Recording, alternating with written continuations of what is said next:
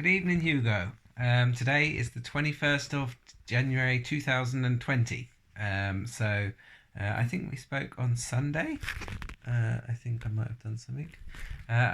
We spoke on Sunday, and that was really nice.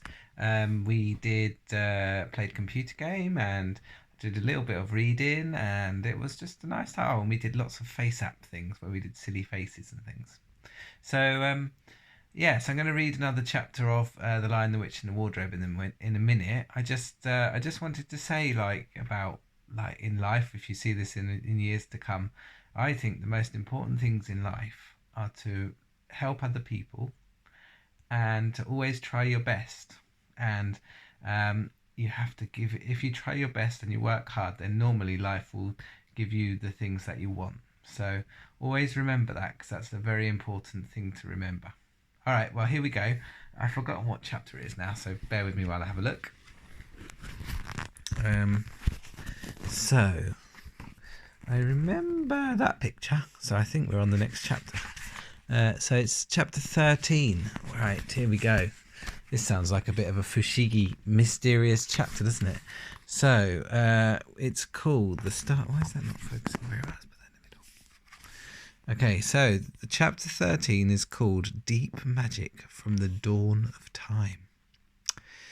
Now we must get back to Edmund. When he had been made to walk far further than he had ever known that anybody could walk, the witch at last halted in a dark valley all overshadowed with fir trees and yew trees. Edmund simply sank down and lay on his face, doing nothing at all, and not even caring what was going to happen next, provided they would let him lie still. He was too tired even to notice how hungry and thirsty he was. The witch and the dwarf were talking close beside him in low tones. "No," said the dwarf. "It is no use now, O Queen. They must have reached the stone table by now." "Perhaps the wolf will smell us out and bring us news," said the witch. "It cannot be good news if he does," said the dwarf. "4 thrones in Cair Paravel," said the witch. "How only if 3 were filled? That would not fulfill the prophecy." What difference that make now that he is here," said the dwarf. He did not dare even now to mention the name of Aslan to his mistress.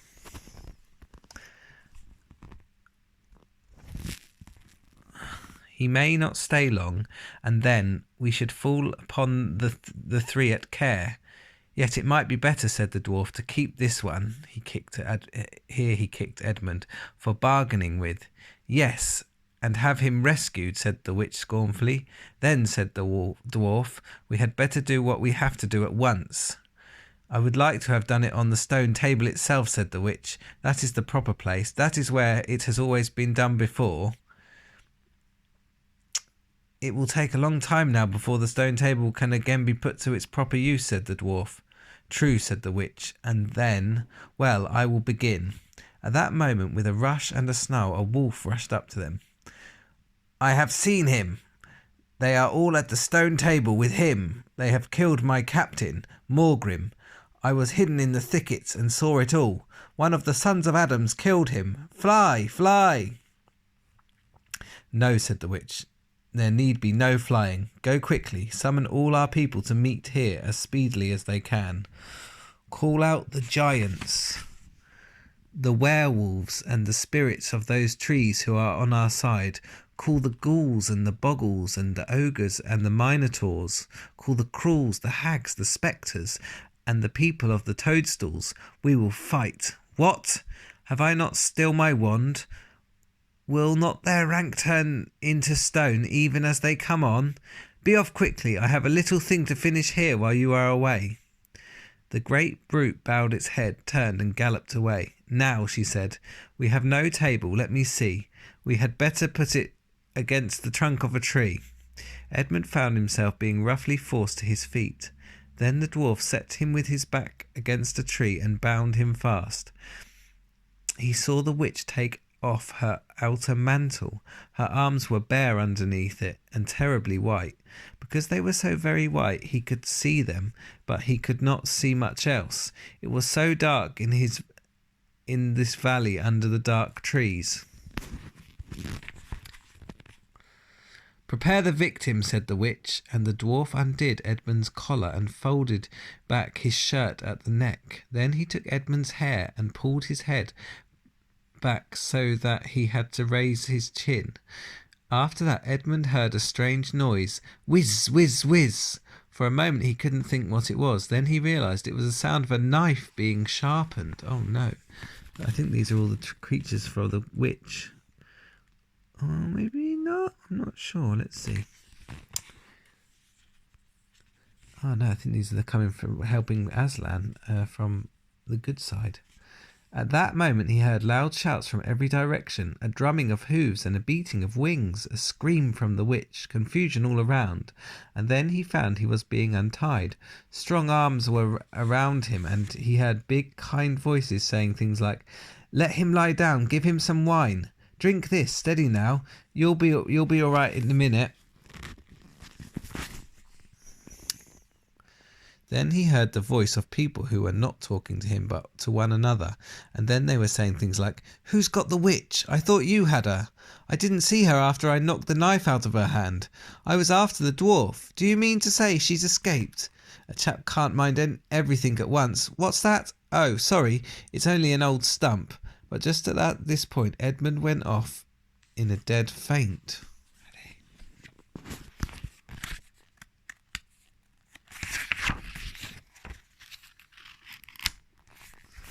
Right.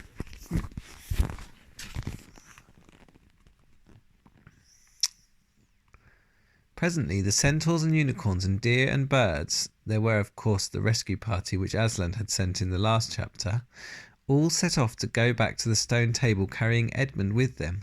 But if they could have seen what happened in the valley after they had gone, I think they might have been surprised. It was perfectly still, and presently the moon grew bright. If you had been there, you would have seen the moonlight shining on an old tree stump and on a fair-sized boulder. But if you had gone on looking, you would gradually have begun to think there was something odd about both the stump and the boulder, and next you would have thought that the stump did look really remarkably like a little fat man crouching on the ground. And if you had watched long enough, you would have seen the stump walk across the boulder and the boulder sit up and begin talking to the stump. For in reality the stump and the boulder were simply the witch and the dwarf, for it was part of her magic that she could make things look like they weren't there, and she had the presence of mind to do so at the very moment when the knife was knocked out of her hand. She had kept hold of her wand, so it had been kept safe too. When the other children woke up the next morning, they had been sleeping on piles of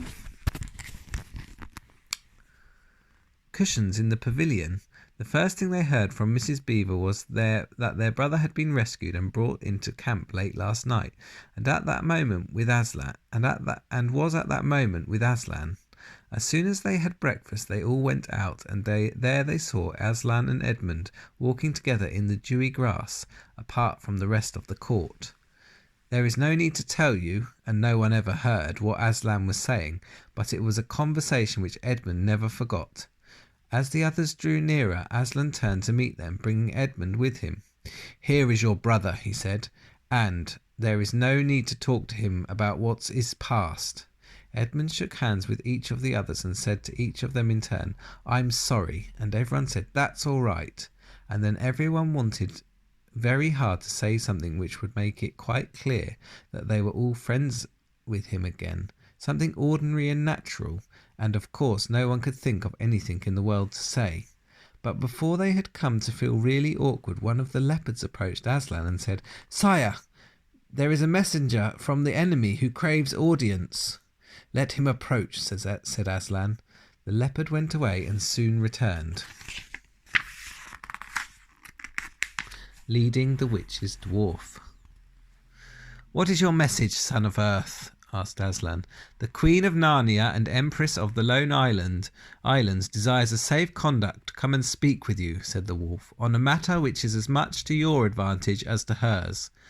"Queen of Narnia indeed," said Mr. Beaver. "Of course, of all the cheek." "Peace, Beaver," said Aslan. "All names will soon be restored to their proper owners. In the meantime, we will not dispute about them. Tell your mistress, son of Earth, that I grant her safe conduct on condition that she leaves her wand behind her at that great oak. This was agreed to, and 2 leopards went back with the dwarf to see that the conditions were properly carried out. But supposing she turns the 2 leopards into stone, whispered Lucy to Peter. I think the same idea had occurred to the leopards themselves. At any rate, as they walked off, their fur was all standing up on the backs, and their tails were bristling, like a cat's when it sees a strange dog. It'll be all right, whispered Peter in reply. He wouldn't send them if it weren't. A few minutes later, the witch herself walked on to the top of the hill and came straight across and stood before Aslan. The 3 children, who had not seen her before, felt shudders running down their backs at the sight of her face, and there were low growls among all the animals present. Though it was bright sunshine, everyone felt suddenly cold. The only 2 people present who seemed to be quite at their ease were Aslan and the witch herself. It was the oddest thing to see those 2 faces, the golden face and the dead white face, so close together. Not that the witch looked Aslan exactly in his eyes. Mrs. Beaver particularly noticed this. You have a traitor there, Aslan, said the witch. Of course everyone present knew that she meant Edmund. But Edmund has got past thinking about himself after all he'd been through and after the talk he'd had that morning. He just went on looking at Aslan. It didn't seem to matter what the witch said. Well, said Aslan, his offence was not against you. Have you forgotten the deep magic? Asked the witch. Let us say I have forgotten it, answered Aslan gravely. Tell us of this deep magic. Tell you, said the witch, her voice growing suddenly shriller. Tell you what is written on the very table of stone which stands beside us.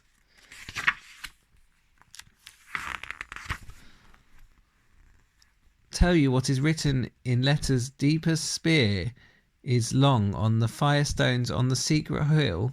Tell you what is engraved on the sceptre of the emperor beyond the sea. You at least know the magic which the emperor put into Narnia at the very beginning. You know that every traitor belongs to me as my lawful prey, and that for every treachery I have a right to kill. Oh, said Mr. Beaver, so that's how you came to imagine yourself as a queen, because you were the emperor's hangman, I see. Peace, Beaver, said Aslan with a very low growl.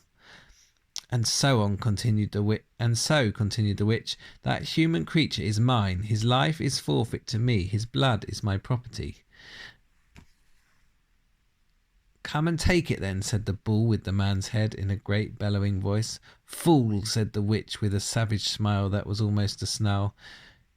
Do you really think your master can rob me of my rights by mere force? He knows the deep magic better than that. He knows that unless I have blood, as the law says, all Narnia will be overturned and perish in fire and water. It is very true, said Aslan. I do not deny it.